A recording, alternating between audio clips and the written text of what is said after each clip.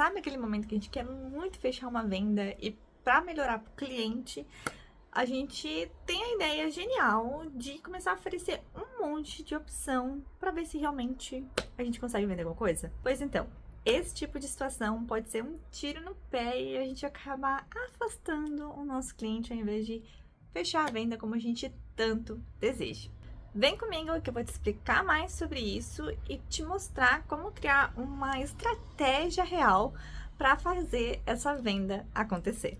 Bora lá? É muito comum a gente achar que quanto mais opções a gente oferecer para o nosso cliente, maior a chance dessa conversão acontecer e dessa venda realmente ser fechada. Isso porque na nossa cabeça, às vezes como empreendedor, quanto mais opções, mais fácil será a gente agradar o nosso cliente e ele vai escolher alguma opção, porque não vai limitar o leque de escolhas dele. Mas ao passo que a gente dá esse leque muito grande de opções, a tendência pode ser justamente o contrário, porque o cliente vai ter tantas opções para escolher que ele vai ficar confuso e não vai saber o que decidir. Tem um estudo realizado pela Universidade de Stanford, pela pesquisadora Sheena Iyengar, que ajuda bem a entender essa lógica. Ela queria entender como que as pessoas fazem as escolhas, né? Como que a gente toma as nossas decisões. E para isso, ela realizou um experimento em alguns mercados locais. Os assistentes de pesquisa dela se passaram por fornecedores de geleia e armaram uma mesa de degustação nesses supermercados, nesses locais.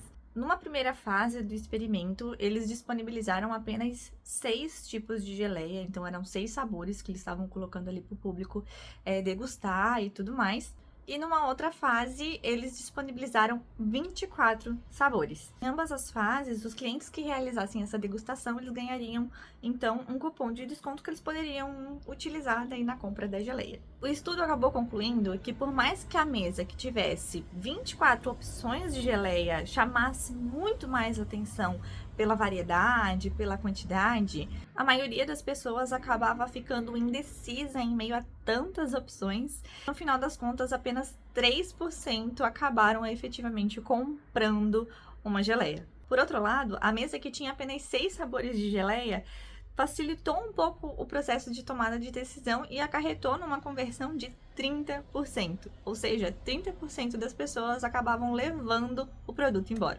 Quando se trata de fazer escolhas, menos é mais. E essa é a principal lição que esse experimento deixa pra gente como negócio.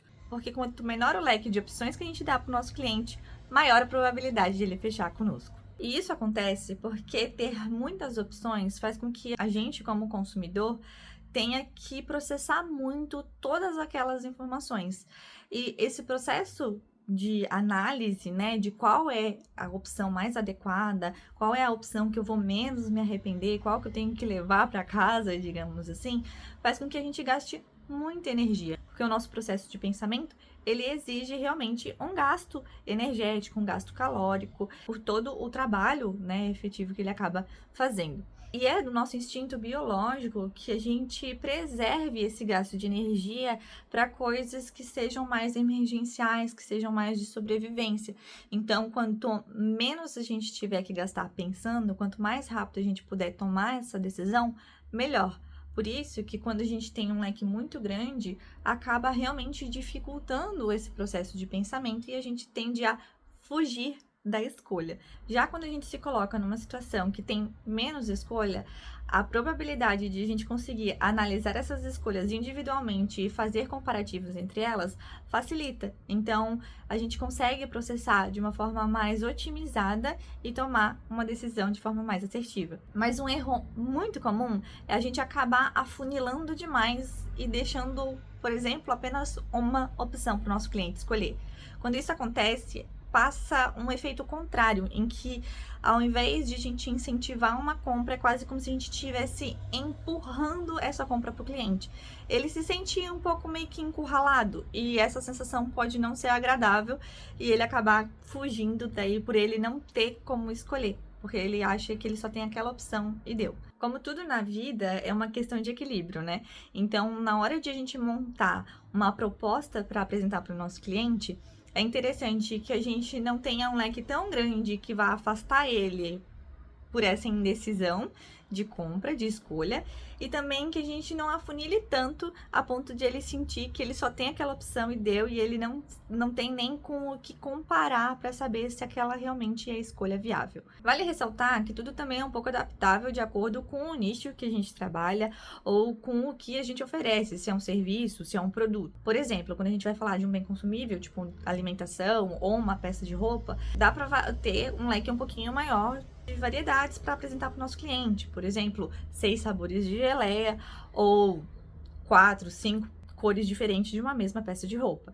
Agora, quando a gente vai falar em questões de serviços, de apresentar pacotes que a gente vai estar fazendo para o nosso cliente e tudo mais, é interessante que essas opções sejam um pouco menores, como 2 a 3, para que ele realmente consiga ter mais facilidade de avaliar item a item de forma mais otimizada. Afinal, avaliar a qualidade, né, de um produto, o valor agregado de um produto é diferente no caso de serviço, que é uma coisa mais intangível, que não é tão visual e tudo mais.